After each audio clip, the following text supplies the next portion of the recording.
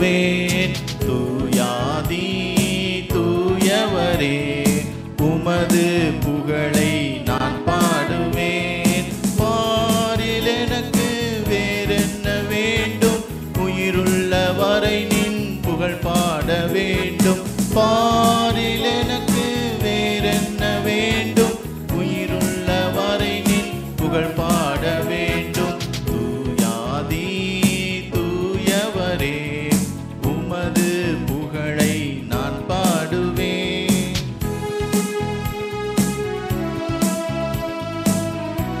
சீடரின் கால்களை கழுவினவர் செந்நீரால் என் உள்ளம் கழுவிடுமே.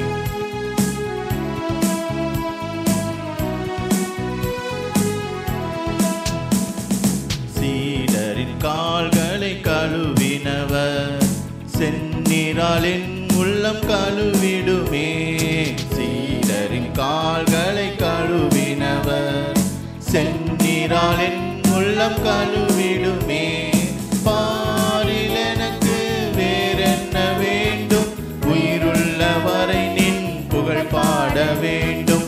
பாரில் எனக்கு வேறென்ன வேண்டும், உயிருள்ள வரை நின் புகழ் பாட வேண்டும். தூயாதி தூயவரே உமது புகழை நான் பாடுவேன். பாரோரின் நோய்களை நீக்கினை, பாவியன் பாவ நோய் நீக்கிடுமே.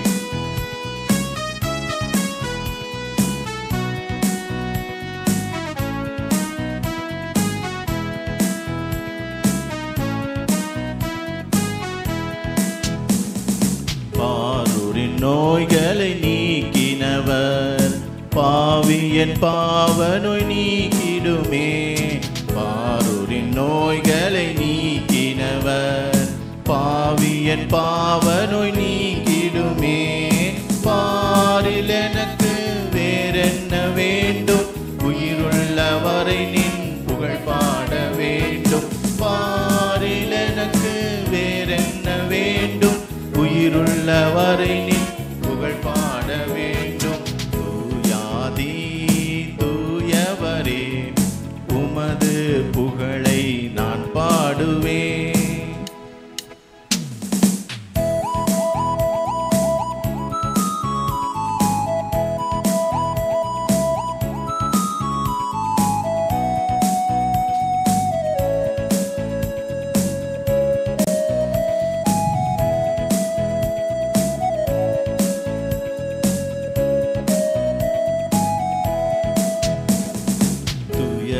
பாரினில் அடைந்தவரே துன்பங்கள் தாங்கிட பலன் தாருமே. துயரங்கள் பாரினில் அடைந்தவரே துன்பங்கள் தாங்கிட பலன் தாருமே. பாரில் எனக்கு வேறென்ன வேண்டும், உயிருள்ள வரை நின் புகழ் பாட வேண்டும். பாரில் எனக்கு வேறென்ன வேண்டும், உயிருள்ள வரை நின் புகழ் பாட வேண்டும். தூயாதி தூயவரே உமது புகழை நான் பாடுவேன்.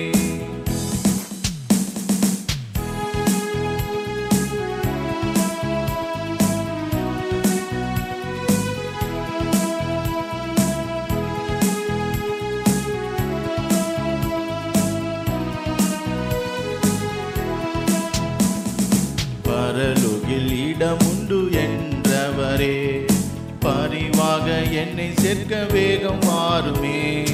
பரலோகில் இடமுண்டு என்றவரே பரிவாக என்னை சேர்க்க வேகம் வாருமே. பாரில் எனக்கு வேறென்ன வேண்டும், உயிருள்ள வரை நின் புகழ் பாட வேண்டும். பாரில் எனக்கு வேறென்ன வேண்டும், உயிருள்ள வரை நின் புகழ் பாட வேண்டும். தூயாதி தூயவரே உமது புகழை நான் பாடுவேன். தூயாதி தூயவரே உமது புகழை நான் பாடுவேன். ஹல்லேலூயா ஹல்லேலூயா. கர்த்தர் நல்லவர், அவர் கிருபை என்றும் உள்ளது. ஆராதனையின் முதல் பாடலாக ஸ்தோத்திரம் இயேசுநாதா உமக்கென்றும் ஸ்தோத்திரம் இயேசுநாதா என்ற பாடலை பாடுவோம்.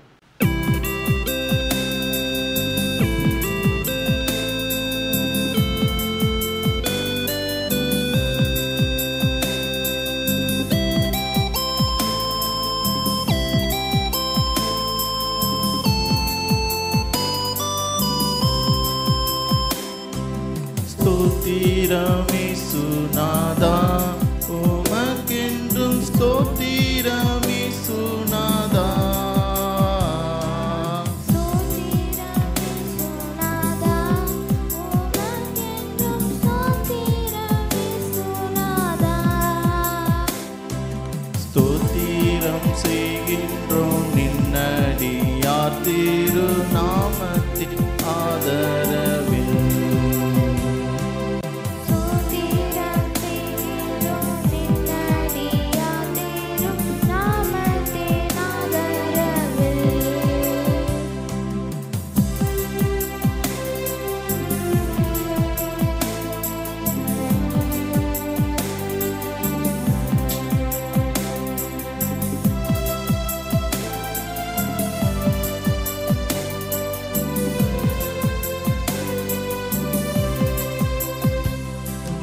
வானதூதர் சேனைகள் மனோகர கீதங்களால் எப்போதும், வானதூதர் சேனைகள் மனோகர கீதங்களால் எப்போதும் ஓய்வின்றி பாடி துதிக்க மாபெரும் மன்னவனே உமக்கு. ஓய்வின்றி பாடி துதிக்க மாபெரும் மன்னவனே உமக்கு. ஸ்தோத்திரம் இயேசுநாதா உமக்கென்றும் ஸ்தோத்திரம் இயேசுநாதா.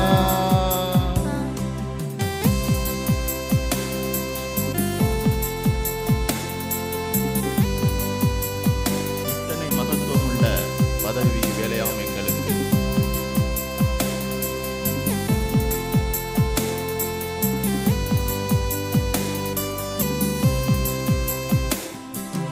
இத்தனை மகத்துவமுள்ள பதவியும் வேலைகள் எங்களுக்கு. இத்தனை மகத்துவமுள்ள பதவியும் வேலைகள் எங்களுக்கு. எத்தனை மாதயவு நின் கிருபை எத்தனை ஆச்சரியம். எத்தனை மாதயவு நின் கிருபை எத்தனை ஆச்சரியம். ஸ்தோத்திரம் இயேசுநாதா உமக்கென்றும் ஸ்தோத்திரம் இயேசுநாதா.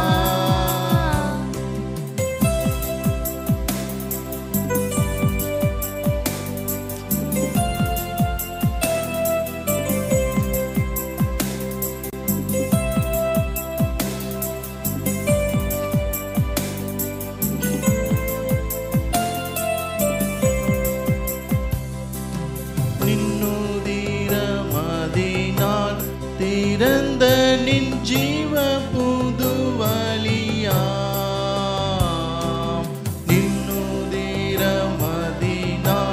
திறந்த நின் ஜீவ புதுவலியாம். நின்னடியார்க்கு பிதாவின் சந்நிதி சேரவுமே சந்ததம். நின்னடியார்க்கு பிதாவின் சந்நிதி சேரவுமே சந்ததம். ஸ்தோத்திரம் இயேசுநாதா உமக்கென்றும் ஸ்தோத்திரம் இயேசுநாதா. ஸ்தோத்திரம் இயேசுநாதா உமக்கென்றும் ஸ்தோத்திரம் இயேசுநாதா. ஸ்தோத்திரம் செய்கின்றோம் நின்னடியார் திரு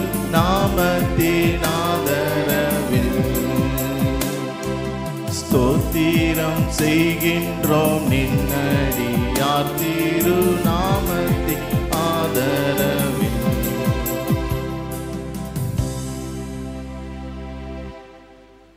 என்னோடு இருக்க எழுந்தவரே,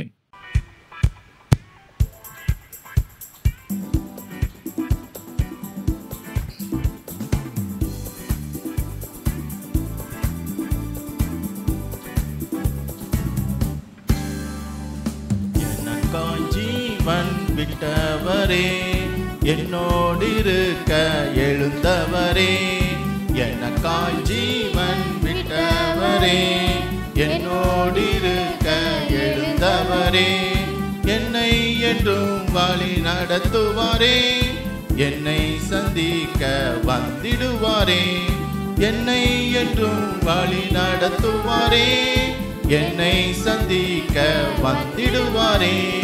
இயேசு போதுமே போதுமே போதுமே, இயேசு போதுமே போதுமே போதுமே, எந்த நாளிலுமே என் நிலையிலுமே எந்த வாழ்வினிலே இயேசு போதுமே.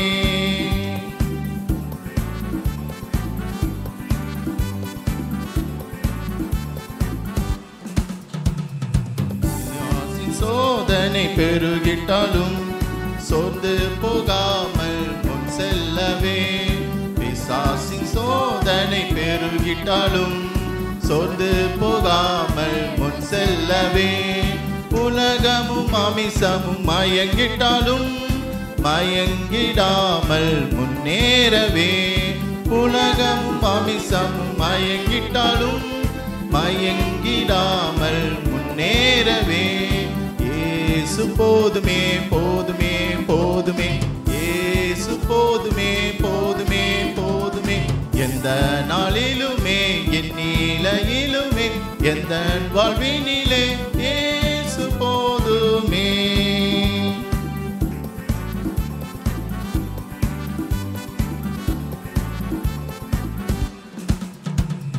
புல்லுள்ள இடங்களில் மேய்த்திடுவார், அமர்ந்த தண்ணீரண்டை நடத்திடுவார், புல்லுள்ள இடங்களில் மேய்த்திடுவார், அமர்ந்த தண்ணீரண்டை நடத்திடுவார், ஆத்துமாவை தினம் தேற்றிடுவார், மரண பள்ளத்தாக்கில் காத்திடுவார், ஆத்துமாவை தினம் தேற்றிடுவார், மரண பள்ளத்தாக்கில் காத்திடுவார். இயேசு போதுமே போதுமே போதுமே, இயேசு போதுமே போதுமே போதுமே, எந்த நாளிலுமே என் நிலையிலுமே எந்த வாழ்வினிலே இயேசு போதுமே.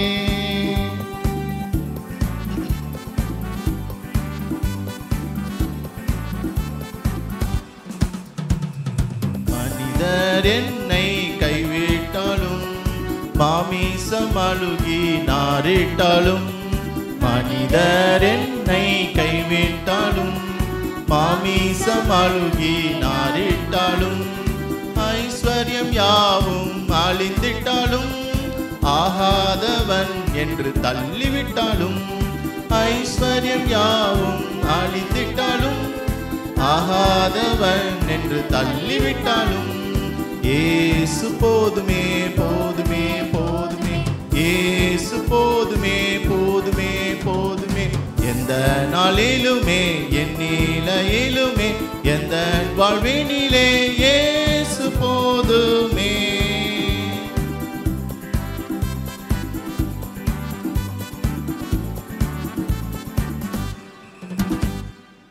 இயேசு என்ற திருநாமத்திற்கு எப்போதுமே ஸ்தோத்திரம்.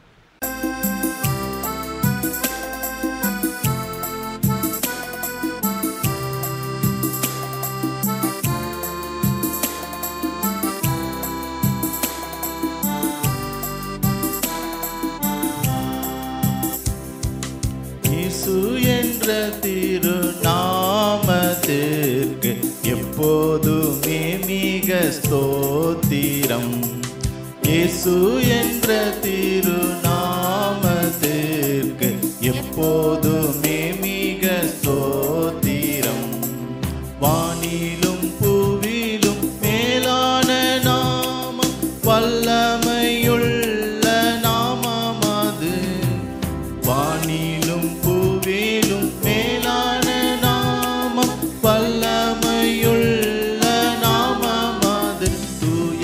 சொல்லி துதித்திடும் நாமமது, தூயர் சொல்லி துதித்திடும் நாமமது. இயேசு என்ற திருநாமத்திற்கு எப்போதுமே மிக ஸ்தோத்திரம். வேதாளம் பாதாளம் யாவையும் ஜெயித்த வீரமுள்ள நாமம் இயேசுவின் நாமம். நாமும் அந்த நாமத்திலே வெற்றிடுவோம்.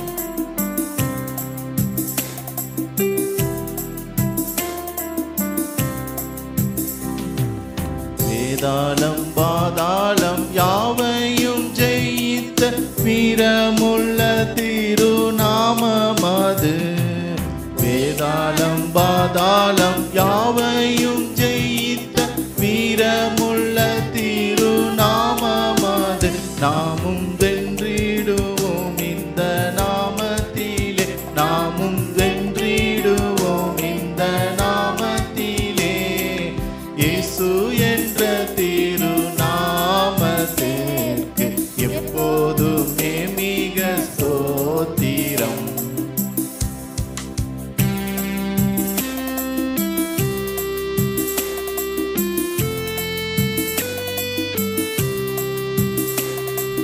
பாவியை மீட்க பாவத்தில் வந்த மெய் நாமம் இயேசு கிறிஸ்துவின் நாமம்.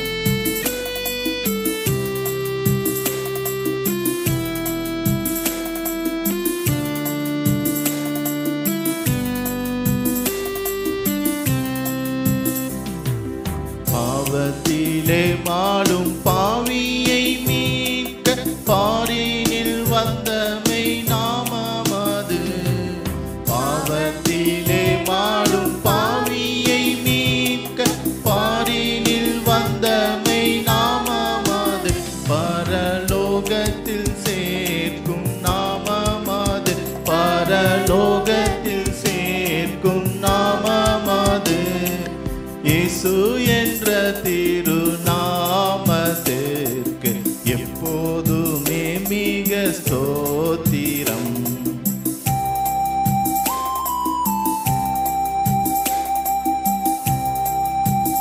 உத்தம பக்தர்கள் போற்றி துதித்திடும் உன்னத தேவனின் நாமம் அது. உலகெங்கும் ஜொலித்திடும் இயேசுவின் நாமம் அது.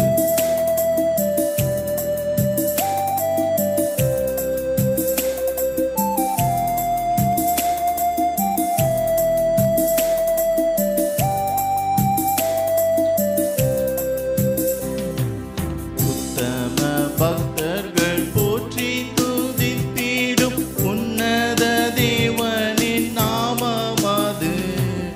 உத்தம பக்தர்கள் போற்றி துதித்திடும் உன்னத தேவனின் நாமம் அது. உலகெங்கும் ஜொலித்திடும் நாமம் அது, உலகெங்கும் ஜொலித்திடும் நாமம் அது. இயேசு என்ற திருநாமத்திற்கு எப்போதுமே மிக ஸ்தோத்திரம். சஞ்சலம் வருத்தம் சோதனை நேரத்தில் தாங்கி நடத்திடும் இயேசுவின் நாமம். தடை முற்றும் அகற்றிடும் இயேசுவின் நாமம்.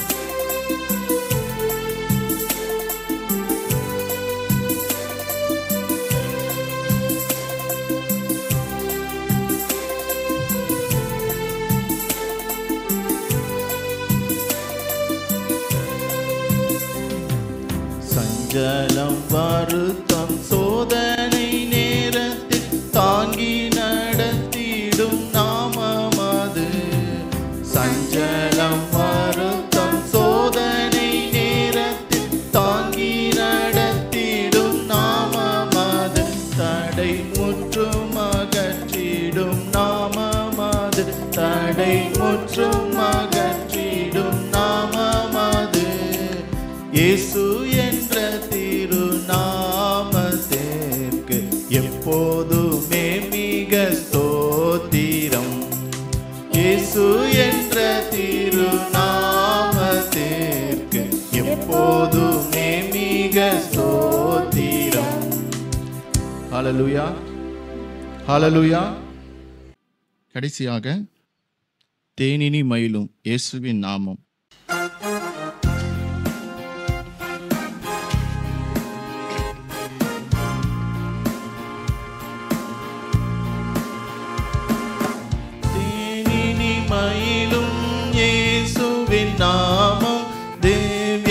மதுரமாமே.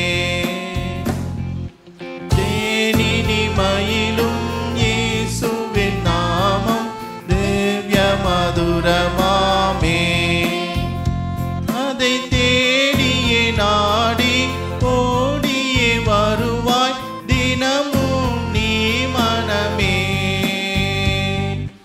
தேனினி மயிலும் இயேசுவின் நாமம் திவ்ய மதுரமாமே.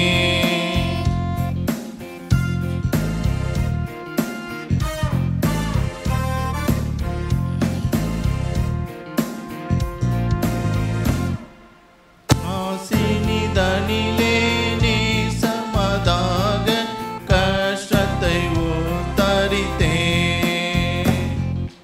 காசினிதனிலே நேசமதாக கஷ்டத்தை உத்தரித்தேன். பவ கசடதை அறுத்து சாபத்தை தொலைத்தார் கண்டுணர் நீ மனமே. தேனினி மயிலும் இயேசுவின் நாமம் திவ்ய மதுரமாமே.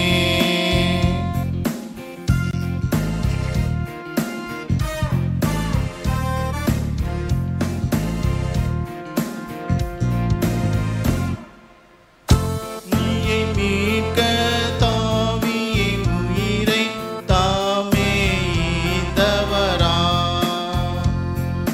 பாவியை மீட்க தாவியை உயிரை தாமே ஈந்தவரா.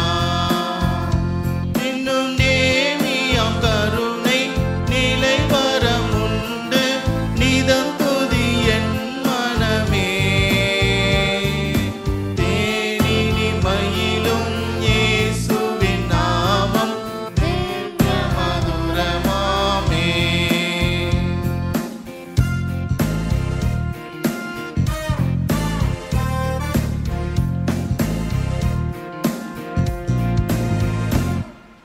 காலையில் பனி போல் மாயமாய் உலகம் பாயமாய் நீங்கிவிடும். காலையில் பனி போல் மாயமாய் உலகம் பாயமாய் நீங்கிவிடும். என்றும் கர்த்தரின் பாதம் நிச்சயம் நம்பு கருத்தாய் நீ மனமே. தேனினி மயிலும் இயேசுவின் நாமம் திவ்ய மதுரமாமே.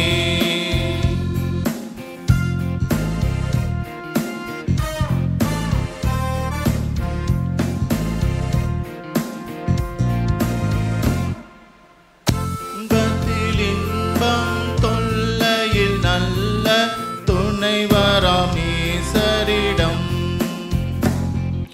துன்பத்தில் இன்பம் தொல்லையில் நல்ல துணைவராம் நேசரிடம். நீயும் அன்பதாய் சேர்ந்தால் அனைத்துணை காப்பார் ஆசைக்குள் நீ மனமே. தேனினி மயிலும் இயேசுவின் நாமம் திவ்ய மதுரமாமே.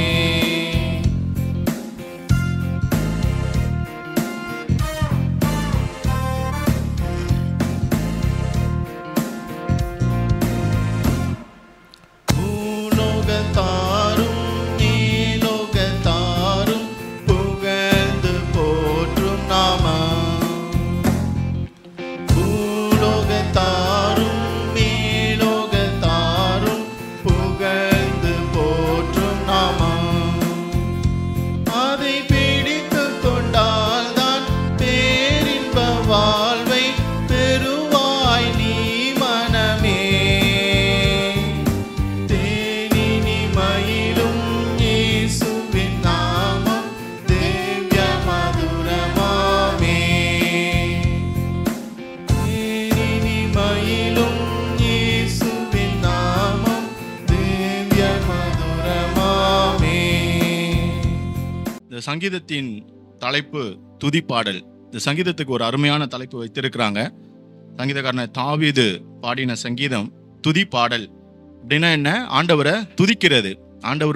ஆண்டவர் செய்த நன்மைகளையும் அவர் செய்த மற்ற எல்லா காரியத்தையும் எண்ணி அவரை துதிப்பது தான் என்னது? துதி பாடல்.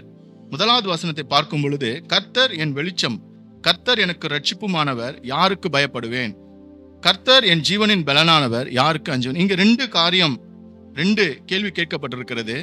யாருக்கு பயப்படுவேன், யாருக்கு அஞ்சுவேன்? இப்போ பயப்படுறதுனா என்ன, அஞ்சுதுன்னா என்ன? தமிழ்ல நம்ம பார்க்கும் பொழுது ரெண்டுமே ஒரே மாதிரி இருக்கும். ஆனா ஆங்கிலத்துல அதுக்கு அழகாக டெஃபினேஷன் கொடுத்துருக்குறாங்க. பயப்படுகிற காரியம் அப்படின்னா என்னன்னா, பயப்படுகிற காரியம் அப்படின்னா என்ன அப்படின்னா, ஒரு காரியத்தை நம்ம கண்ணால பார்க்கல, ஆனா அந்த காரியத்தை நினைத்து நம்ம என்ன பண்றோம்? பயப்படுறோம். இது நடக்குமோ நடக்காதோ, இப்படி இருக்குமோ இருக்காதோ என்று சொல்லி. உதாரணத்திற்கு நாம் ஒரு ராத்திரி வேளையில நாம் ஒரு இருளான ஒரு பாதையில நடந்து போய் கொண்டிருப்போமானால், அந்த இருட்டை பார்த்து நமக்கு என்ன இருக்கும்? பயம் இருக்கும். அங்க ஒண்ணுமே இருக்காது, ஆனா அந்த இருட்டை பார்த்து நமக்கு ஒரு விதமான பயம் தோன்றும். அதுதான் என்னது? பயம். அதாவது பயம் என்பது ஒரு உணர்வு தான். நமக்குள்ளாக அந்த இருட்டு என்ன பண்ணுது? ஒரு பயத்தை உருவாக்குது. ஸோ அந்த பயம் என்கிறது என்னன்னா ஒரு உணர்வு. அந்த உணர்வை அவர் என்ன சொல்றாரு? அந்த உணர்வு கூட வராதான். அதுதான் இப்ப சொல்றாரு, கர்த்தர் என் வெளிச்சமும் என் ரட்சிப்புமானவர், யாருக்கு பயப்படுவேன்? ஸோ அவர் கர்த்தர் நம்முடைய பாதைக்கு வெளிச்சமா இருக்கும் பொழுது, அவர் நம்முடைய எல்லா காரியத்திலும் நமக்கு ரட்சிப்பா இருக்கும் பொழுது, நம்ம சுற்றி இருக்கிற காரியத்தை பார்த்து நம்ம என்ன பட தேவையில்லை? பயப்பட தேவையில்லை. அதான் அவர் சொல்றாரு, கர்த்தர் எனக்கு வெளிச்சமா இருக்கிறார், கர்த்தர் எனக்கு ரட்சிப்பா இருக்கிறார், அதனால யாருக்கு பயப்பட மாட்டேன். ரெண்டாவது காரியம், கர்த்தர் என் ஜீவனின் பலனானவர், யாருக்கு அஞ்சுவேன்? இப்ப அஞ்சுறதுனா என்ன அப்படின்னா நடுங்கிறது. முதலாவது காரியம் நம்ம பயப்படுறதை பார்த்து, ரெண்டாவது காரியம் அதாவது அந்த நம்ம பயந்த காரியம் நம்ம கண்களுக்கு முன்பாக இருக்கும் பொழுது ஏற்படுகிற ஒரு பயத்துக்கு என்ன சொல்றாங்கன்னா அஞ்சுவது அப்படின்னு சொல்றாங்க. பயப்படுறதுக்கு அஞ்சுதற்கு இதான் வித்தியாசம். அதாவது பயம்ன்றது ஒரு உணர்வு. இல்லாத காரியத்தை நம்ம நினைத்து என்ன பண்றோம்? நாம பயப்படுறோம். அது அந்த நம்ம சுற்றி அந்த சூழ்நிலைகள் நமக்கு அப்படி ஒரு பயத்தை நமக்கு என்ன பண்ணுது? இருதயத்துல உண்டு பண்ணுது. ஆனா அந்த காரியம் நம்ம கண்களுக்கு முன்பாக தோன்றும் பொழுது அது நமக்கு என்னவா மாறிடுது? நம்மளை நடுங்க வைக்கிறது அப்படின்னு சொல்லலாம். இங்கிலீஷ்ல பயத்துக்கு ஃபியர்னும் அஞ்சுறதுக்கு அஃப்ரைடுனும் அப்படின்னு போட்டிருக்கு. ஸோ ரெண்டுக்கும் வெவ்வேறு அர்த்தங்கள் இருக்கிறது. ஆகவே அந்த நம்ம பயந்த காரியம் கண்களுக்கு முன்பாக நடக்கும் பொழுது என்ன பண்ணுது? நமக்கு ஒரு நடுக்கத்தை, ஒரு அச்சத்தை என்ன பண்ணுது? அது உண்டு பண்ணுது. அதாவது நம்ம ஏசாயால வாசிக்கும் பொழுது கூட கர்த்தர் அவர்களுக்கு வெளிச்சமா இருப்பார் அப்படின்னு வேதத்துல சொல்லப்பட்டிருக்கிறது இல்லையா? ஏசாயா 60:19 அதான் வாசிக்கிறோம், கர்த்தர் உங்களுக்கு வெளிச்சமா இருப்பார். மீகா 7:9 வாசிக்கும் பொழுது கூட அவர் என்ன சொல்றார்? நான் பாவத்திலே நடந்தேன், கர்த்தர் என் அக்கிரமத்தையும் என் நீதியும் விசாரித்து எங்க கொண்டு வைப்பாராம்? வெளிச்சத்துல கொண்டு வைப்பாருன்னு தான் இருக்கு. அவர் என் நீதியையும் என்னோட அக்கிரமத்தை விசாரிக்கும் வரைக்கும் அவருடைய கோபத்துல நடப்பேன் மீகா எழுதுறாரு. சோ அவருடைய கோபம் கொஞ்ச காலம் தான். அந்த கோபத்துல என்ன பண்றாரு? அவர் நம்ம சிச்சிக்கிற தேவனா இருக்கிறார். தகப்பன் சிச்சியாத புத்திரன் உண்டோ அப்படின்னு இருக்கு. ஸோ ஆகவே நாம் நம்முடைய அக்கிரமத்தையும் நம்முடைய பாவத்தை நடக்கும் பொழுது அவர் நம்ம என்ன பண்றாரு? சிச்சிக்கிறார். ஆனா சிச்சி நம்ம எங்க கொண்டு வைப்பாரு? வெளிச்சத்துல கொண்டு வந்து வைப்பார். ஆகவே அவர் வெளிச்சத்தின் தேவனா இருக்கிறார். அப்போ நம்ம வெளிச்சத்துல இருக்கும் பொழுது, நம்ம வெளிச்சத்தின் பிள்ளைகளா இருக்கும் பொழுது நமக்கு பயமோ ஒரு அச்சமோ ஒரு நடுக்கமோ என்ன பண்றது இல்லை, நம்மளை பற்றி கொள்வது கிடையாது. ரெண்டாவது வசனத்தை பாருங்க, என் சத்துருக்களுக்கும் என் பகஞ்சனும் ஆகிய பொல்லாதவர்கள் என் மாம்சத்தை பட்சிக்க என்னை நெருக்கையில் அவரிடமிருந்து விழுந்தார்கள். எனக்கு விரோதமாக ஒரு பாளையம் இறங்கினாலும் என் இருதயம் பயப்படாது. என் மேல் ஒரு யுத்தம் வந்தாலும் இதுல நான் நம்பிக்கையா இருப்பேன். எதுல நம்பிக்கையா இருப்பேன் அப்படின்னு சங்கீதக்காரன் தாவீது சொல்றாரு. பாருங்க, எனக்கு விரோதமாய் ஒருத்தர் பாளையம் இறங்கிட்டாங்க, எனக்கு விரோதமா யுத்தம் பண்ண கிளம்பி வந்துட்டாங்க, ஆனாலும் நான் எது நம்பிக்கையா இருப்பேன்? கர்த்தர் எதை ஒன்னாம் வசனத்தை பார்த்தோம், அவர் எனக்கு வெளிச்சமா இருக்கிறார், கர்த்தர் எனக்கு ரட்சிப்பா இருக்கிறார், அவர் எனக்கு ஜீவனின் பலனா இருக்கிறார். ஆகைதான் சொல்றார், நான் இதிலே நம்பிக்கையா இருப்பேன். யார் மேல? கர்த்தர் மேல. என்னை சுற்றிலும் ஒரு பாளையம் இறங்கினாலும், என்னை சுற்றி ஒரு யுத்தம் வந்தாலும் நான் யார் மேல நம்பிக்கையா இருக்கிறேன்? கர்த்தர் பேரில் நம்பிக்கையா இருக்கிறேன். ஏன்? அவர் அந்த காரியத்துல அப்படிப்பட்ட யுத்தத்தின் மத்தியில் நமக்கு என்ன பண்ண கொடுக்கிற ஜெயம் கொடுக்கிற தேவனாய் இருக்கிறார். அந்த யுத்தத்தின் மத்தியில் நமக்கு வெளிச்சம் கொடுக்கிற தேவனாய், நம்முடைய ஜீவனை காக்கிற தேவனாய் இருக்கிறார். ஹல்லேலூயா, ஹல்லேலூயா. சத்தமா சொல்லுங்க, அவர் நம் ஜீவனை காக்கிற தேவனாய் இருக்கிறார். ஆகவேதான் தாவீது சொல்றாரு, இதிலே நான் நம்பிக்கையா இருப்பேன். கர்த்தரிடத்தில் ஒன்றை நான் கேட்டேன், அதையே நாடுவேன். நான் கர்த்தருடைய மகிமையை பார்க்கும்படியாகவும் அவருடைய ஆலயத்தில் ஆராய்ச்சி செய்யும்படியாகவும் நான் என் ஜீவன நாளெல்லாம் கர்த்தருடைய ஆலயத்தில் தங்கியிருப்பதையே நாடுவேன். ஹல்லேலூயா. சங்கீதக்காரன் தாவீது கர்த்தருடைய ஆலயத்துக்கு ரொம்ப அழகா எழுதுறாரு. நான் ஜீவன நாளெல்லாம் அவருடைய ஆலயத்தில் என்ன பண்ணுவேன்? தங்கியிருப்பதையே நாடுவேன். 5வது வசனத்துல பார்க்கும் பொழுது, தீங்கு நாளில் அவர் என்னை தம்முடைய கூடாரத்திலே மறைத்து என்னை தமது கூடார மறையில ஒளித்து வைத்து என்னை கண்மலையின் மேல் உயர்த்துகிற தேவனா இருக்கிறார். நாம் யாத்திராம் புஸ்தகத்துல வாசிக்கும் பொழுது அந்த முதல் பஸ்காவாகிய அந்த ஆடை அடிச்சு, அந்த பஸ்கா அந்த பலியாக அந்த ஆடை அடிச்சு என்ன பண்ணாங்க? அந்த ரத்தத்தை எடுத்து எங்க தடவி வச்சாங்க? கதவு மேல அந்த சட்டங்கள் எல்லாம் தடவி வச்சாங்க. நிலைவாசல என்ன பண்ணாங்க? தடவி வச்சாங்க. ஏன் தடவி வச்சாங்க? ஏன்னா ஆண்டவர் சொன்னாரு, சங்கார தூதன் வரான் நைட்டு. இவங்க எல்லாம் எகிப்து தேசத்துல கோசேன் நாட்டுல இருக்கிறாங்க. அப்போ கோசோன் நாட்டுல இஸ்ரேல் ஜனங்கள் மாத்திரம் இல்ல, பக்கத்துல எகிப்தியரும் இருந்தாங்க. அதனாலதான் என்ன சொல்றாரு, எகிப்தியருக்கும் இவர்களுக்கும் வித்தியாசத்தை உண்டு பண்ணும்படி அந்த ரத்தத்தை என்ன பண்ண சொன்னாரு? கதவுல எல்லாம் பூச சொன்னாரு. சங்காரக்காரன் வரும் பொழுது அந்த ரத்தத்தை பார்த்து என்ன பண்ணுவான்? கடந்து போயிடுவான். அந்த வீட்டை தொடாம அடுத்த வீட்டுக்கு போயிடுவான், எகிப்தியர் வீட்டுக்கு போயிடுவான். சோ அப்படிதான் இங்க சொல்றாரு. அப்போ அந்த தீங்கு நாளிலே அவர்கள் அங்க பாதுகாத்தது எது பாதுகாத்தது? இயேசுக்கு அந்த ரத்தம், அந்த பஸ்காவாகிய ரத்தம். புதிய ஏற்பாடுல நம்ம பாதுகாக்கிறது எது? நம்முடைய தீங்கு நம்ம பாதுகாக்கிறது இயேசு கிறிஸ்து ரத்தம். அவர் நமக்காக பஸ்காவாக என்ன பண்ணாரு?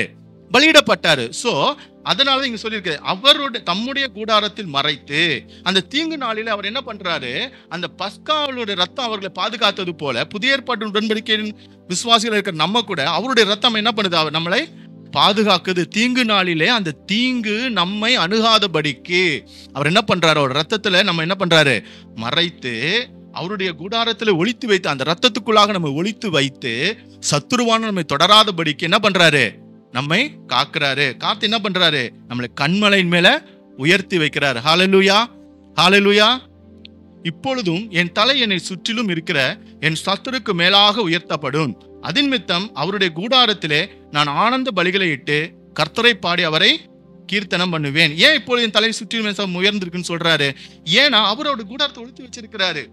அவர் என்ன பண்றாரு? நம்ம என்ன பண்றாரு? அவர் ரத்தத்துக்குள்ளாக ஒளித்து வைத்திருக்கிறாரு. பிசாசு பார்க்க முடியுமா? முடியாது. நம்முடைய சத்துரு நம்மளை பார்க்க முடியுமா? முடியாது. ஏன்னா ரத்தம் அப்படிப்பட்ட பரிசுத்த ரத்தம், அது குற்றமில்லாத ரத்தம், அது பாவமறியாத ரத்தம் வேதம் சொல்லப்பட்டிருக்கிறது. சோ அந்த ரத்தத்துக்குள்ள அவர் என்ன பண்றாரு? நம்மளை ஒளித்து வைத்திருக்கிறதுனால, நம் தலையை உயர்த்து பண்ணனால அவர் என்ன சொல்றாரு? அவருடைய கூடாரத்திலே நான் ஆனந்த பலிகளை இட்டு கர்த்தரை பாடி என்ன பண்ணுவேன்? அவரை கீர்த்தனம் பண்ணுவேன். கர்த்தாவே, நான் கூப்பிடுற சத்தத்தை நீர் கேட்டு எனக்கு இறங்கி எனக்கு உத்தரவு அருளி செய்யும். என் முகத்தை தேடுங்கள் என்று சொன்னீரே, உம்முடைய முகத்தையே தேடுவேன் கர்த்தாவே என்று என் இருதயம் உம்மிடத்தில் சொல்லிற்று. உமது முகத்தை எனக்கு மறையாதேயும், நீர் கோபத்துடன் உமது அடியனை விலக்கி போடாதேயும். நீர் எனக்கு சகாயர், என் ரட்சிப்பின் தேவனே, என்னை நிகழ்விடாமலும் என்னை கைவிடாமலும் இரும். என் தகப்பனும் என் தாயும் என்னை கைவிட்டாலும் கர்த்தர் என்ன பண்ணுவார்? நம்மை சேர்த்துக் கொள்கிற தேவனாய் இருக்கிறார். அவருடைய முகத்தை தேடும் பொழுது இடைவிடாமல் அவருடைய முகத்தை, என் முகத்தை தேடுங்கள் என்று சொன்னீரே அப்படின்னு அவர் சொன்னார், ஆண்டவர் சொன்னாரு. ஆகவே அவருடைய முகத்தை நாம் தேடும் பொழுது தகப்பனும் தாயும் மாத்திரமல்ல, யார் கைவிட்டால் நம்மை கைவிடாத தேவனாய் அவர் இருக்கிறார். என் தகப்பனும் என் தாயும் என்னை கைவிட்டாலும் கர்த்தர் என்ன பண்ணுவார்? என்னை சேர்த்துக் கொள்ளுவார். கர்த்தாவே, உமது வழியை எனக்கு போதித்து என் எதிராளி நிமித்தம் செவ்வியான பாதையில நடத்தும். எதுக்காக அந்த செவ்வியான பாதை நடத்த சொல்றாருன்னா, அவருடைய வழியை, கர்த்தருடைய வழியை நமக்கு போதித்து என்னுடைய எதிராளி என்னை பார்த்து என்னை அஞ்சி எனக்கு என்ன நடுங்கும்படியாக உம்முடைய செவ்வையான பாதையில என்ன பண்ணுங்க? என்ன நடத்துங்க அப்படின்னு அவர் சொல்றாரு. என் சத்துருக்களின் இஷ்டத்துக்கு என்னை ஒப்புக்கொடாதையும் பொய் சாட்சிகளும் ஆக்கிரமித்து சீறுகிறவர்களும் எனக்கு விரோதமாய் எழும்பி இருக்கிறார்கள். 13ஆம் வசனம் ரொம்ப அழகா சொல்லப்பட்டிருக்கிறது. நானும் ஜீவனுள்ளோர் தேசத்திலே கர்த்தரின் நன்மையை காண்பேன் என்று விசுவாசியாதிருந்தால் கெட்டு போயிருப்பேன். அப்ப என்ன சொல்லிருக்கீங்க? நான் ஜீவனுள்ளோர் தேசத்திலே கர்த்தருடைய நன்மையை காண்பேன் என்று விசுவாசியாதிருந்தால் கெட்டு போயிருப்பேன். சோ இங்க ஒரு என்னோட விசுவாசம் எப்ப கெட்டு போயிருக்கும் அப்படின்றாரு. என்ன சொல்றாரு? ஜீவனுள்ளோர் தேசம் எங்க இருக்கு? ஜீவனுள்ளோர் தேசம்னா என்ன? உயிரோடு இருக்கிற தேசம் இல்லையா? ஜீவன்னா என்ன? உயிர். சோ எங்க இருக்கு உயிரோடு இருக்கிற தேசம்? இங்க பூமி இல்லையா? இந்த பூமியில பறக்குறாங்க, இறந்து போறாங்க. அப்ப இது ஜீவனுள்ளோர் தேசம் இல்ல. அப்ப நமக்காக ஒரு ஜீவனுள்ள தேசம் வைக்கப்பட்டிருக்கிறது. அது எங்க? பரலோகத்துல ஆண்டவராக இயேசு கிறிஸ்து வாசமா இருக்கிற அதே இடத்துல நம்ம என்ன பண்றாரு? அதே இடத்துல நம்ம கொண்டு போய் வைக்க அவர் பிரியமுள்ளவராய் இருக்கிறார். ஆகவே ஜீவனுள்ள தேசத்துல நான் கர்த்தரின் நன்மையை காண்பேன் என்று விசுவாசியாதிருந்தா என்ன பண்ணிருப்பேன்? கெட்டு போயிருப்பேன். ஆனா அப்ப நீங்க எனக்கு நித்திய ஜீவனுடைய ஒரு நம்பிக்கையற்றவர்களா நாம் இருப்போம்னா நம்ம என்ன பண்ணிருப்போம்? கெட்டு போயிருப்போம் இல்லையா? நமக்கு அந்த நம்பிக்கை இல்ல, எனக்கு நித்திய ஜீவன் கிடைக்கும், நான் பரலோகத்துல வாசமா இருப்பேன்னு சொல்லிட்டு அந்த நம்பிக்கை நமக்குள்ள இல்லைன்னா நம்ம என்ன பண்ணிருப்போம்? எப்போதோ கெட்டு போயிருப்போம். அதுதான் அவர் சொல்றாரு. கர்த்தருக்கு காத்திரு, அவர் உன் இருதயத்தை சிறப்படுத்துவார். திடமனதா இருந்து கர்த்தருக்கே காத்திரு. ஹalleluya. சோர்ந்து போன இருதயத்தை கர்த்தர் என்ன பண்ணுவாரு? கர்த்தருக்கு காத்திருக்கும் பொழுது அவர் நம்ம என்ன பண்ணுவாரு? ஸ்திரப்படுத்துவார். ஹalleluya. கர்த்தருக்கு இந்த சங்கீதத்திற்கான ஜெபப்போம். எங்களை நேசிக்கிறதான அன்பின் பரலோக பிதாவே, இந்த சங்கீதத்திற்காக உமக்கு நன்றி செலுத்துகிறோம். எங்களோடு கூட பேசின வார்த்தைகளுக்காக உமக்கு நன்றி செலுத்துகிறோம். அப்பா, நீர் எங்களுக்கு வெளிச்சமா இருந்து, எங்களுக்கு ரட்சிப்பா இருந்து, ஆண்டவரே எங்கள் ஜீவனுக்கு அதிபதியாயும் பலனுமா இருந்து, ஆண்டவரே எங்களுடைய எல்லா சத்துருக்களுக்கும் எங்களை விலக்கி எங்களை மீட்டு, ஆண்டவரே ஜீவனுள்ள ஒரு தேசத்துல நீர் எங்களை கொண்டு போய் சேர்க்கும் வரைக்கும் உங்களுடைய அன்பின் கரம் எங்களை நடத்தும்படியாக ஆண்டவரே எங்களுடைய ஆவி ஆத்மா சரீரத்தை தாழ்த்தி உங்களுடைய கரத்தில் ஒப்பு கொடுக்கிறோம். கர்த்ததாமே எங்கள் இருதயத்தை சிறப்படுத்தி திடப்படுத்தி, ஆண்டவரே அப்பா உமக்கு ஸ்தோத்திரம், உமக்கு காத்திருந்து நாங்கள் புதுபலன் அடைய எங்கள் ஒவ்வொருக்கும் கிருபை பாராட்டுவீராக. கிருபையின் கரத்தில் ஒப்பு கொடுக்கிறோம். இயேசுவின் நாமத்தில் ஜெபிக்கிறோம் நல்ல பிதாவே, ஆமென். வானத்தையும் பூமியும் படைத்த சர்வதிகாரமுள்ள இயேசுவே, இந்த செய்தியை கேட்டுக்கொண்டிருக்கிற ஒவ்வொருவருக்காக பாரத்தோடு நான் ஜெபிக்கிறேன். தகப்பனே, இப்பொழுதும் உடைய வசனத்தினால் நாங்கள் ஆராய்ந்து பார்க்க, அந்த வசனத்தின் வாயிலாக எங்கள் ஆன்மீக வாழ்க்கையை பலப்படுத்தும்படி நாங்கள் ஜெபிக்கிறோம். வந்தது நல்லது, அதனால் உமது பிரமாணங்களை கற்றுக்கொண்டோம். நீர் இம்மட்டும் எங்களை காப்பாற்றினதுக்காக ஸ்தோத்திரம், காத்து கொண்டதுக்காக ஸ்தோத்திரம். உடைய இரத்த கோட்டைக்கெல்லாம் மறைத்து கொள்வீராக, ஆசீர்வதிப்பீராக. உடைய கிருபையின் கரத்தில் எங்களை தரமட்டமாய் தாழ்த்தி ஒப்புக் கொடுக்கிறோம். இப்பொழுதும் உடைய வசனத்தினால் நாங்கள் நிறைவடைய அருள் புரிவீராக, ஆசீர்வாதத்தால் நிரப்புவீராக. இயேசுவின் நாமத்தில் பிதாவே, ஆமென். இன்றைக்கு யோவான் 21 அதிகாரத்தை நாம் எடுத்துக்கொள்வோம். யோவான் 21 அதிகாரத்தினுடைய ஒவ்வொரு காரியத்தையும் நாம் பார்க்கிறோம். 21 அதிகாரம் முதல் 3 வசனங்களை வாசிக்க கேட்போம். இவைகளுக்கு பின்பு இயேசு திபேரியா கடற்கரையிலே மறுபடியும் சீஷருக்கு தம்மை வெளிப்படுத்தினார். வெளிப்படுத்தின விவரமாவது: சீமோன் பேதுருவும் திதுமு எனப்பட்ட தோமாவும் கலிலியா நாட்டிலுள்ள கானா ஊரானாகிய நாத்தானிவேலும் செபதேயுவின் குமாரரும் அவருடைய சீஷரில் வேறு 2 பேரும் கூடியிருக்கும் போது, சீமோன் பேதுரு மற்றவர்களை நோக்கி, மீன் பிடிக்கப் போகிறேன் என்றான். அதற்கு அவர்கள், நாங்களும் உம்முடனே கூட வருகிறோம் என்றார்கள். அவர்கள் புறப்பட்டு போய் உடனே படவேறினார்கள். அந்த ராத்திரியிலே அவர்கள் ஒன்றும் பிடிக்கவில்லை. பாருங்க, அருள்நாதர் இயேசு மரித்து உயிரோடு எழும்பி வந்துவிட்டார். பூட்டின அறையிலே தான் உயிரோடு வந்துவிட்டதாக யாவருக்கும் காட்சியை காண்பித்தார்.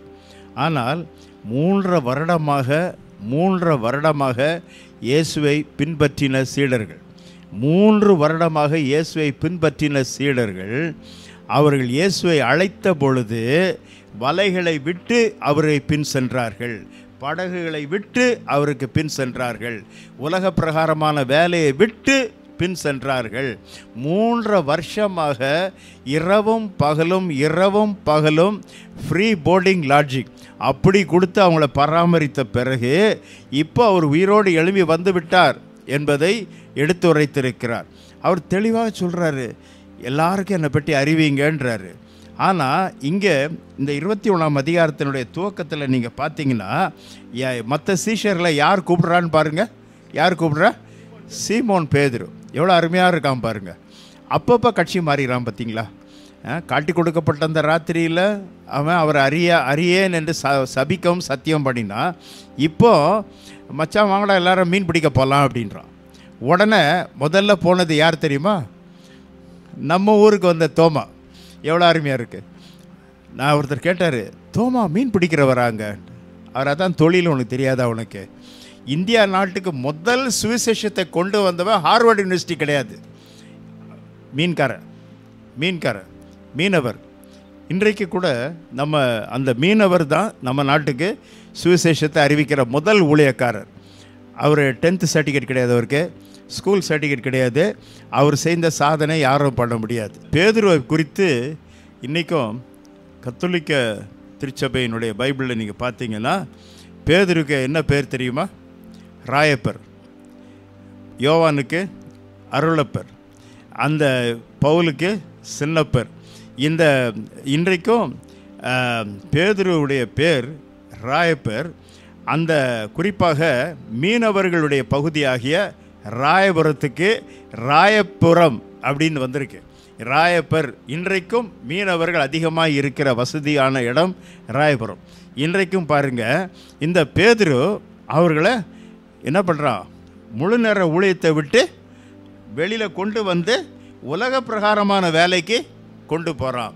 கலப்பையில் கை வைத்து பின்னிட்டு பார்க்கிற எவனும் என்னுடைய சீஷன் அல்ல என்று சொன்னார். இங்கே பின்மாற்றத்துக்குள் கொண்டு போகிறான். அத்தனை பேரும் எல்லாரும் கிளம்பிட்டாங்க. பேதுரு சொன்ன உடனே எல்லாரும் நான் கூட வரேன்னு போயிட்டாங்க. அந்த வசனத்தை 4வது வசனத்தை பார்ப்ப. விடியற்காலமான போது இயேசு கரையிலே நின்றார். அவர் இயேசு என்று சீஷர்கள் அறியாதிருந்தார்கள். பாருங்க, இந்த அடுத்த வசனத்தை பாருங்க. இயேசு அவரை நோக்கி, பிள்ளைகளே, புசிக்கிறதற்கு ஏதாவது உங்களிடத்தில் உண்டா என்றார். அதற்கு அவர்கள் ஒன்றுமில்லை என்றார்கள். முழுதும் அவர்கள் பிரயாசப்பட்டார்கள், ஒரு மீன் கூட கிடைக்கவில்லை.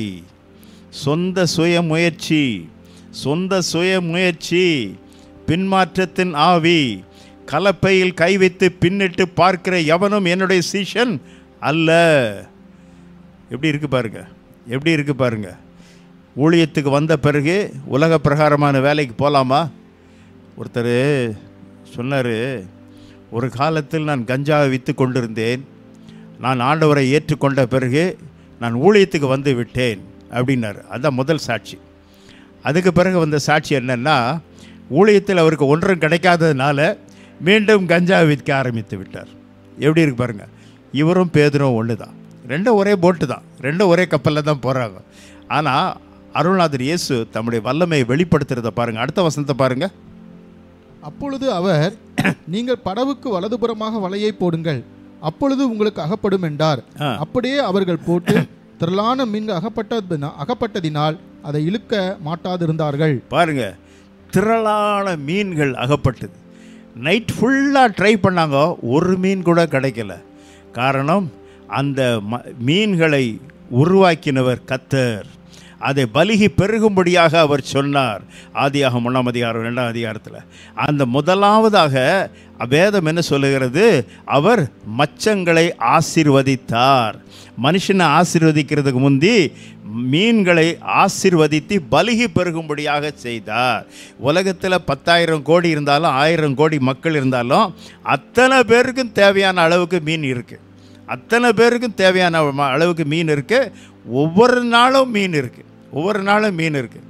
எவ்வளோ தேவன் கர்த்தர் பாருங்க, மக்களுக்கு தேவைகளை வாய் வேண்டியதை ருசிகரமாக கொடுத்து கொண்டிருந்தார். அடுத்த வசனத்தை பாருங்க. ஆதலால் இயேசுவுக்கு அன்பாயிருந்த சீஷன் பேதுருவை பார்த்து, அவர் கர்த்தர் என்றான். அவர் கர்த்தர் என்று சீமோன் பேதுரு கேட்டவுடனே தான் வஸ்திரம் இல்லாதவனாய் இருந்தபடியினால் தன் மேற் சட்டைகளை கட்டிக்கொண்டு கடலிலே குதித்தான். பாருங்க, இன்னொரு சீஷன் சொல்றான், அவர் கர்த்தர். பெரிய அற்புதம் நடந்துட்டு, நம்மால் நீ மீன் வலையை இழுக்க கூட முடியல. இவ்வளோ திரளான மீன்கள். ராத்திரி முழுதும் அவர் ஒரே வார்த்தை சொன்னார், வலதுபுறம் போடுன்னாரு. போட்ட உடனே இவ்வளோ மீன் கிடைத்தது. அடுத்த அற்புதத்தை பாருங்க, தொடர்ந்து வாசிங்க. மற்ற சீஷர்கள் கரைக்கு ஏறக்குறைய 200 முழ தூரத்தில் இருந்தபடியினால் படவில் இருந்து கொண்டே மீன்களுள்ள வலையை இழுத்து கொண்டு வந்தார்கள். அவர்கள் கரையிலே வந்திறங்கின போது கரி நெருப்பு போட்டிருக்கிறதையும் அதன் மேல் மீன் வைத்திருப்பதையும் அப்பத்தையும் கண்டார்கள். இயேசு அவர்களை நோக்கி, நீங்கள் இப்பொழுது பிடித்த மீன்களில் சிலவற்றை கொண்டு வாருங்கள் என்றார். சீமோன் பேதுரு படவிலே ஏறி 153 பெரிய மீன்களால் நிறைந்த வலையை கரையிலே இழுத்தான். இத்தனை மீன்கள் இருந்தும் வலை கிளியவில்லை. காலங்காத்தால நீங்கள் போனீங்கன்னா மத்தியான நேரத்தில் அந்த காசிமோடு கரை ஓரமாக போங்க. அங்கேருந்து நாகப்பட்டினம் வரைக்கும் கரை ஓரமாக போங்க. மீன்காரன் என்ன பண்ணுவான் தெரியுமா? அவன் வலையை ஸ்டிச் பண்ணிகிட்டு இருப்பான். ஆனால் இயேசு சொல்லி போட்ட வலை கிளியவில்லை. அந்த வல்லமை இருக்குது பாருங்க. இதுக்கும் இவன்ட்டு அவ்வளோ பெரிய மீன் விழலை. இவன்ட்ட இருக்கிறதுல சின்ன மீன் போட்டதில் வலை கிழிஞ்சிட்டு, ஆனால் இவர் சொல்லி போட்ட வலை கிளியவில்லை. தம்முடைய வல்லமை வெளிப்படுத்தினார். ஆச்சரியப்பட்டாங்க. இவ்வளோ பெரிய மீன், 153 மீனை கொடுத்தார்கள்.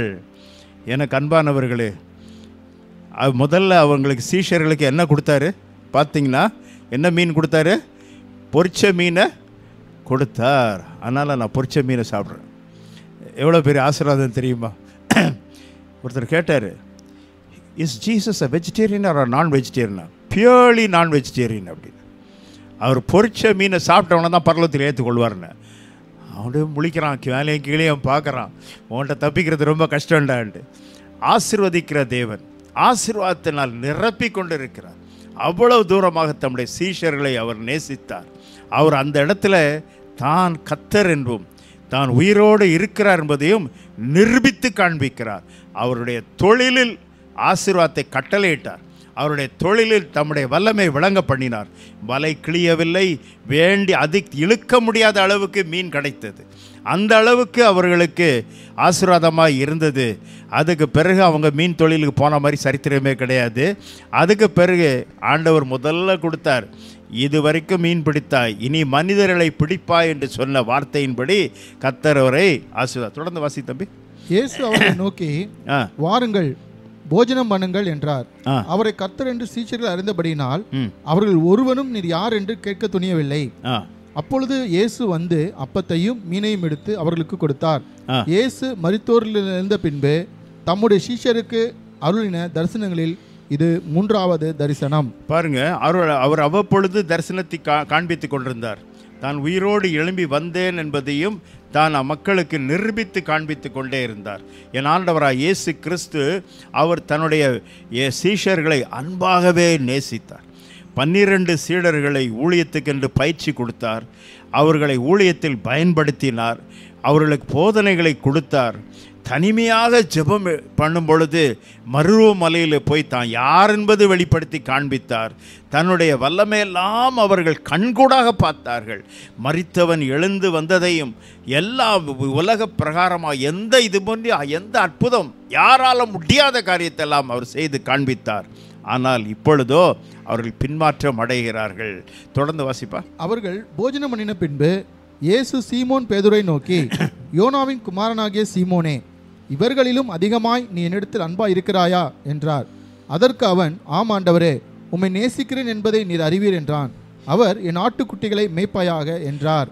கர்த்தர் பேதுருவை பார்த்து சொல்றாரு, 12 சீஷர்ல அவனை பார்த்து சொல்றாரு, சீமோன் பேதுருவே, இவைகள் எல்லாவரையும் விட என்னை நேசிப்பையா? என்னை உண்மையாக நேசிப்பியா? என்னை உண்மையாய் விரும்புகிறாயா? என்னை உண்மையாய் பின்பற்றுகிறாயா என்று. உடனே அவன் சொல்கிற காரியம் என்ன? ஆம் ஆண்டவரே, உம்மை நேசிக்கிறேன் அப்படின்றான். எவ்வளோ தூரம் அவர்கிட்ட வாக்கு வாங்குறாரு பாருங்க. வாய் சொல்லின் மூலமாக அவர் பேசுகிறாருன்னு பாருங்க.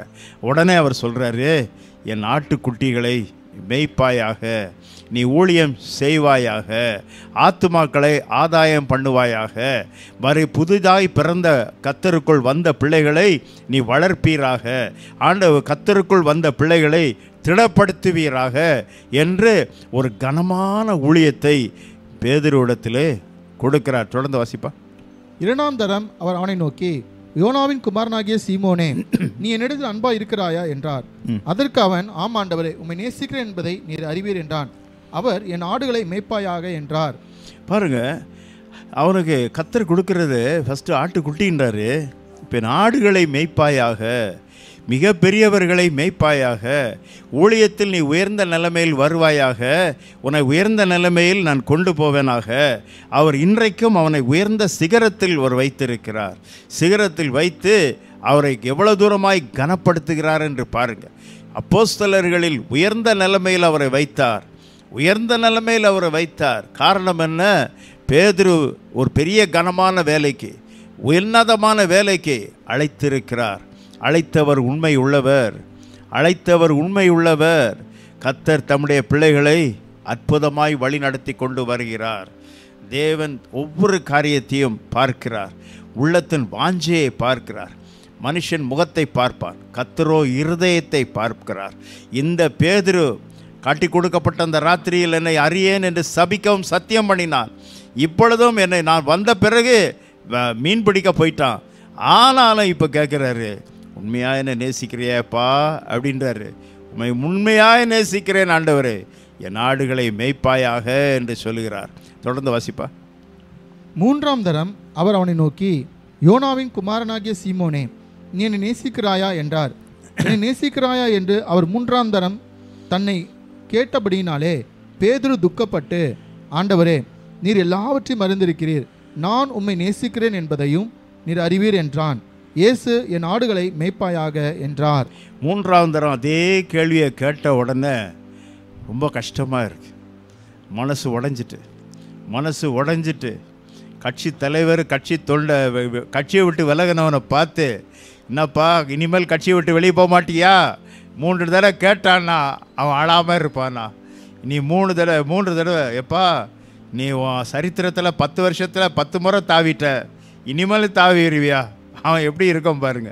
அவன் மனசு துக்கப்பட்டு, ஆனாலும் அவர் ஊழியத்தை அவன் கையில் கொடுக்கிறார், ஊழியத்தை அவன் கரத்தில் கொடுக்கிறார். என் நாடுகளை மேய்ப்பாயாக. அவர் கர்த்தர் உயர்ந்த சிகரத்தில் அவனை வைக்கிறதுக்காக அவனை ஆயத்தப்படுத்தினார், சிறப்படுத்தினார், பலப்படுத்தினார். அழைத்தவர் உண்மை உள்ளவர். அவர் அற்புதமாய் அவனை நடத்தி கொண்டு வருகிறார். அதிசயமான விதத்தில் அவனை சிறப்படுத்துகிறார். கர்த்தர் பெரிய உலகமெங்கிலும் சுவிசேஷம் பரவுவதற்காக முதலாவது அப்போஸ்தலர்களை சிறப்படுத்துகிறார், அப்போஸ்தலர்களை பலப்படுத்துகிறார், அப்போஸ்தலர்களை பயன்படுத்துகிறார். அந்த அப்போஸ்தலர் காரியங்களை எடுத்து உரைக்கும் பொழுது அவனுடைய இறுதி காரியத்தையும் சொல்லுகிறதை பார்க்கிறோம். வாசிங்கப்பா.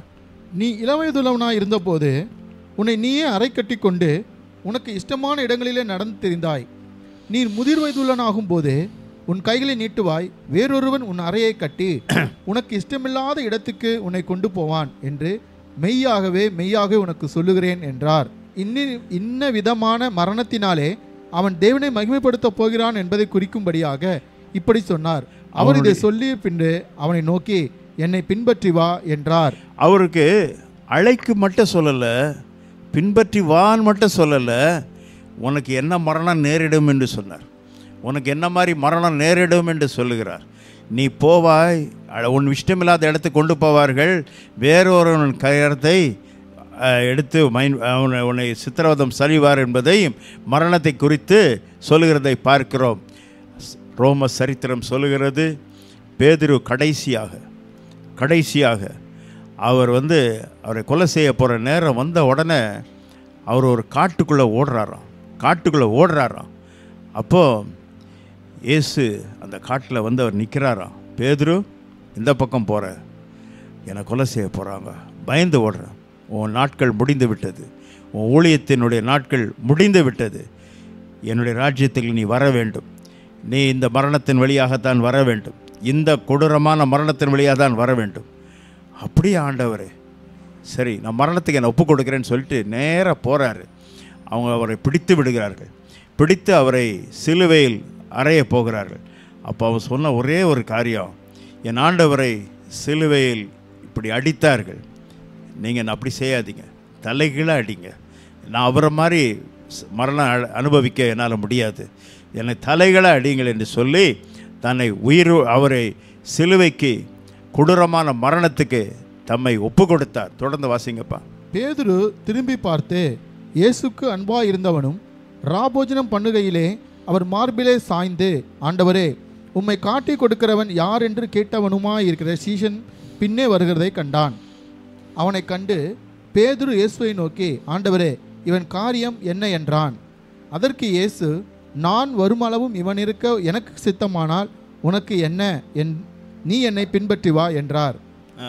ஆகையால் அந்த சீஷன் மரிப்பதில்லை என்கிற பேச்சு சகோதரருக்குள்ளே பரம்பிற்று. ஆனாலும் அவன் மரிப்பதில்லை என்று இயேசு சொல்லாமல், நான் வருமளவும் இவன் இருக்க எனக்கு சித்தமானால் உனக்கு என்னவென்று சொன்னார். அந்த சீஷனை இவைகளை குறித்து சாட்சி கொடுத்து இவைகளை எழுதினவன், அவனுடைய சாட்சி மெய் என்று அறிந்திருக்கிறோம். அதாவது பேதுருவை குறித்து இயேசு கிறிஸ்து சொல்லும் பொழுது உடனே அவன் சொல்கிறான், என்னுடைய நிலைமை என்ன, இவன் நிலைமை என்ன, நான் வருகிறவர்களுக்கும் இவன் உயிரோடு இருப்பது எனக்கு சித்தமானால் இவனுக்கு என்னன்ட்டு. அதில் ஒரு பெரிய வதந்தி என்னன்னா, யோவான் இன்னி வரைக்கும் உயிரோடு இருக்கார். வில்லிவாக்கத்தில் ஒரு பைத்தியக்காரன் இருக்கான்.